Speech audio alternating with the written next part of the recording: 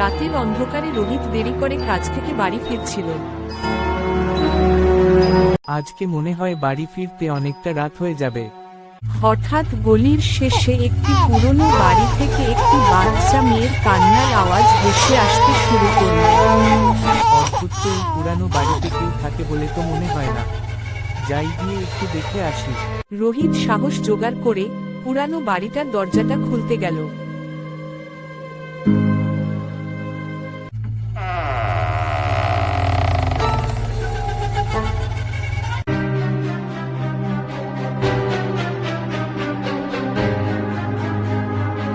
বাড়ির ভিতরে ঢুকতেই দেখল বাড়ির মাঝখানে মোমবাতির আলো জ্বালানো। বাড়িতে মোমবাতিটা জ্বালালো কে? আর কান্নার আওয়াজ তো আর আসছে না। রোহিত মোমবাতির কাছে এগিয়ে যেতে থাকে। এই রক্ত মাখা পুতুল দেখে রোহিতের গলা শুকিয়ে যায়। এগুলো কোনো সাধারণ ঘটনা নয়, নিশ্চয়ই এই বাড়িতে ভূত আছে। আমাকে এখনই এই বাড়ি থেকে বেরিয়ে যেতে হবে। এই বলে বেরোতে যাবে, তখনই পিছন থেকে কেউ রোহিতের নাম ধরে ডাকে।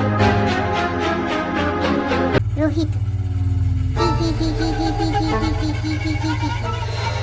কোথায় যাচ্ছ তুমি?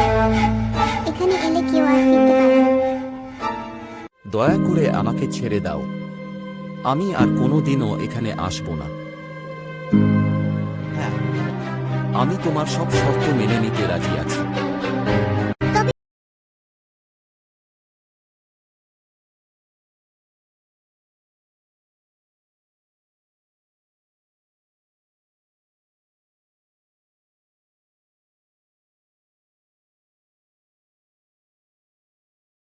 আমি তোমার সব শর্ত মেনে নিতে